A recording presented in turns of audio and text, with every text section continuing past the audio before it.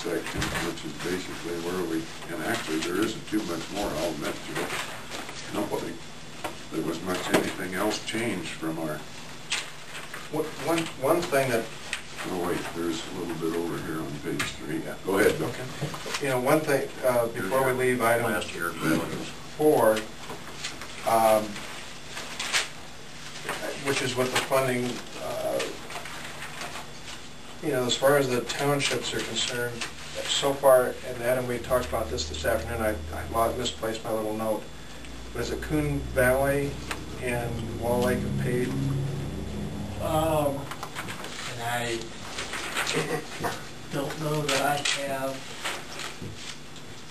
the information. That note was what it was on. There are 2 townships, if I recall correctly, it's Coon Valley. Cedar has paid their full allotment for the year, and Wall Lake had paid a portion. well, not really. Not really. And they didn't even pay enough to pay what they still owed from last year. So technically, they have not paid for anything this year. And the only other one I believe that had paid any part of their allotment yet was it Douglas? I think Douglas may have been the one that had partially paid. Partially paid, right. But none of the other townships have yet to pay. Send a bill for the rest of it, or? Typically, what we do is in July we'll send you a bill for See, it. Nancy Delcock is our new clerk, and it's all green to her what's going on, and so we'll. Did you send Dale his bill? No. Each clerk would be sent the bills. So when I saw the payments received by the different townships, they were all 000s except one, and then we went back and checked the books. We did receive the second one December 31st. Somebody paid right at the end of the second year. But at least 3 of the townships have not paid I think we pay in February, don't we? Is that what we've done in the past? I think it's always February we pay. I'm not familiar with when. You get a bill for that then. You know, my suggestion would be we receive the payments first go around about mid-October. Is that correct?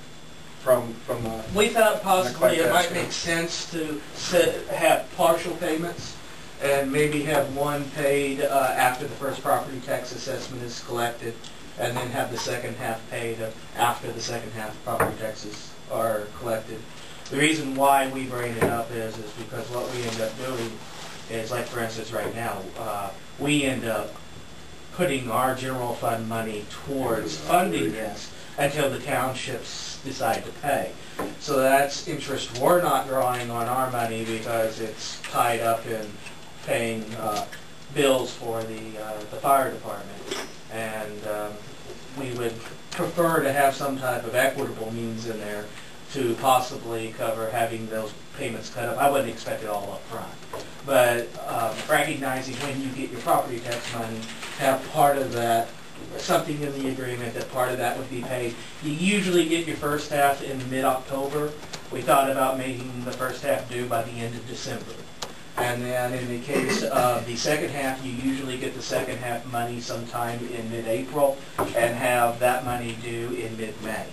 So that way we're not putting as much of our money towards the first half of the year. Can you send a letter from the city to each township and request that? I mean, we can. Certainly.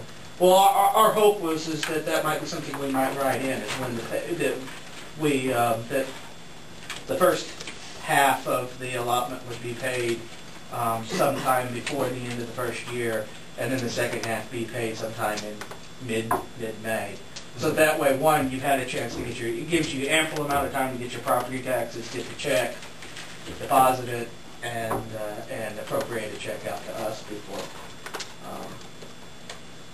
45 days the first go around and 30 days the second go around.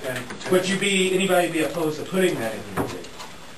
Including that in the agreement? No, I think it probably, I fully see your side of it. I mean, you're right. I mean, you're covering the operation expense until you get the money.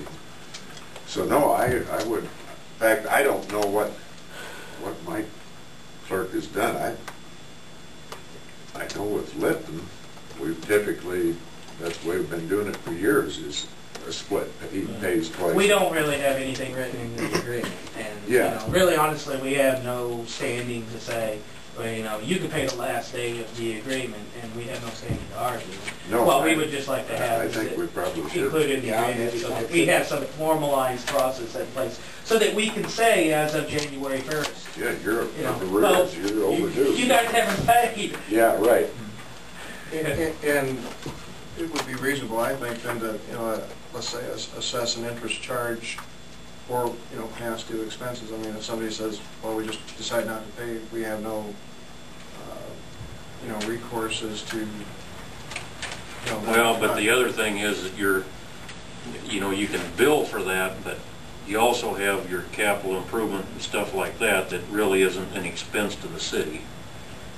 So you And we could, talked about True, that. it We would talked just be about the that and operating. decided not to bring that up. But one of the other options we talked about is that if someone falls into the rears of making their payments, that the portion that you have paid in your long-term capital could be used to offset the general operating fund.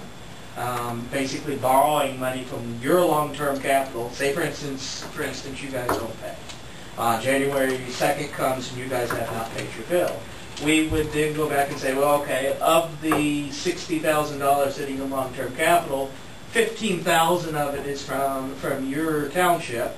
So you currently are past due on a $3,000 bill, so we'll take $3,000 out of long-term capital and identify that we are recovering it from the allotment that is your portion of the allotment.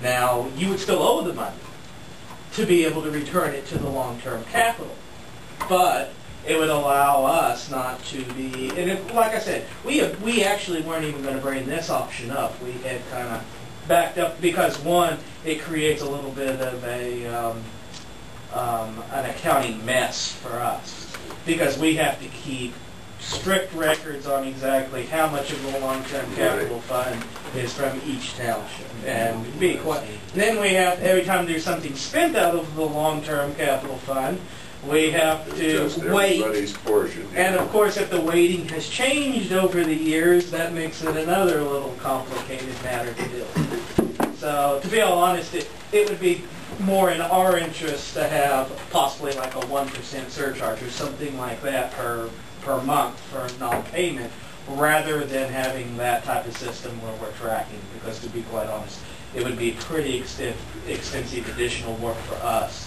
to be able to track what you're doing in your long-term capital, to track where your long-term capital funds are. But we had, to answer your question, short answer, we considered that as an alternative option. so if you would take that out, When does the city pay theirs? Every month or what?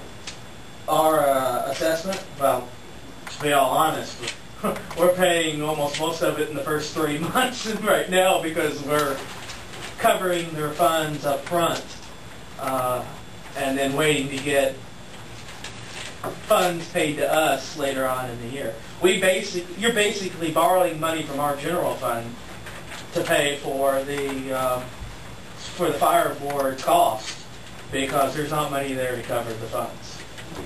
And it's fair to say that, you know, the city's finances, you know, we're paying our bills, but we're not exactly flush with cash. We're just staying even, and we're watching our budget very, very closely. And